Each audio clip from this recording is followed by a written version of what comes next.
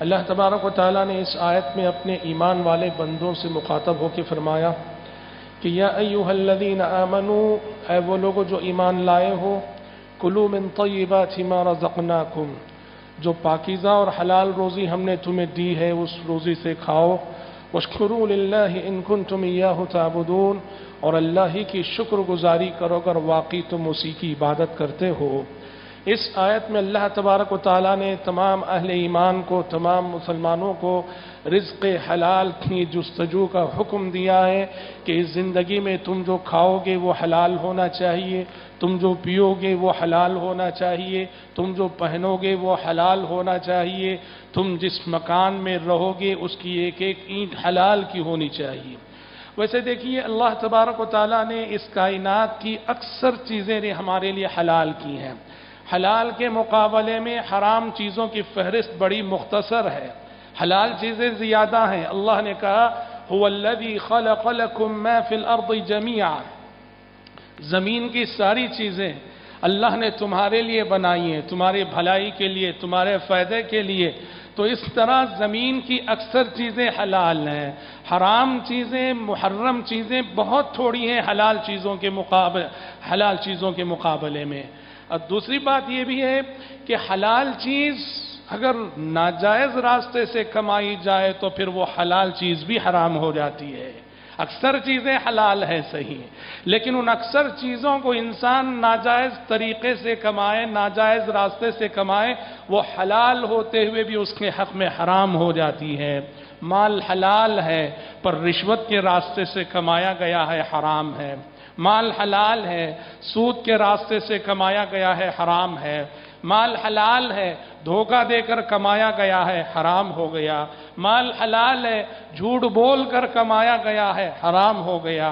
مال حلال ہے، سامنے والے پہ ظلم، زبردستی اور زیادتی کر کے کمایا گیا ہے، حرام ہو گیا۔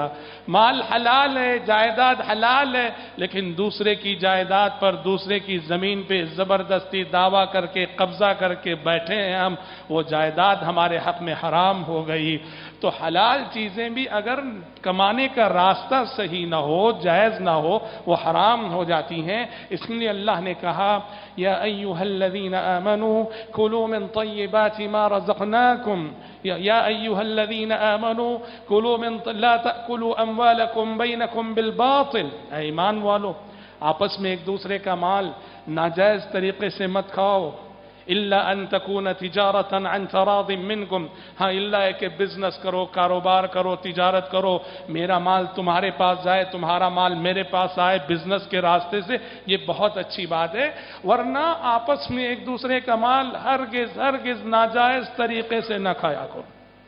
اس دنیا میں پیارے نبی صلی اللہ علیہ وسلم کی بعثت کے جو مقاصد قرآن بتاتا ہے، اس میں سے ایک یہ بھی کہ انسانوں کو حلال اور حرام کی تمیز بتانا۔ اللہ نے پیارے نبی کو جن مقاصد کے لیے بھیجا ہے ان میں سے ایک یہ بھی کہ پیارے نبی انسانوں کو یہ بتانے کے لیے آئے ہیں حلال کیا ہے، حرام کیا ہے۔ تمہیں حلال کھانا ہے، حرام سے بچنا ہے۔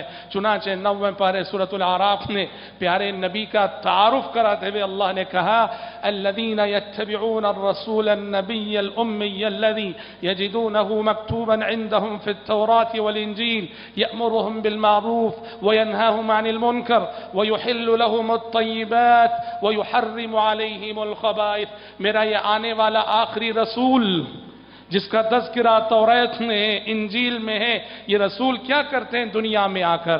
امر بالمعروف کرتے ہیں، نہی عن المنکر کر رہے ہیں، لوگوں کو بتا رہے ہیں، سکھا رہے ہیں کہ حلال کیا ہے، لوگوں کو بتا رہے ہیں، سکھا رہے ہیں کہ حرام کیا ہے۔ یحل لهم الطیبات، اللہ کے حکم سے وہ لوگوں کے لیے پاکیزہ چیزوں کو حلال کر رہے ہیں، ویحرم علیہم الخبائث، اور اللہ کے حکم سے یہ نبی اور رسول لوگوں کے لیے بری چیزیں حرام کر رہے ہیں۔ تو بعثت نبوی کے مقاصد میں سے ہے انسانوں کو جائز اور ناجائز کی تمیز عطا کرنا، حلال اور حرام کی تمیز عطا کرنا۔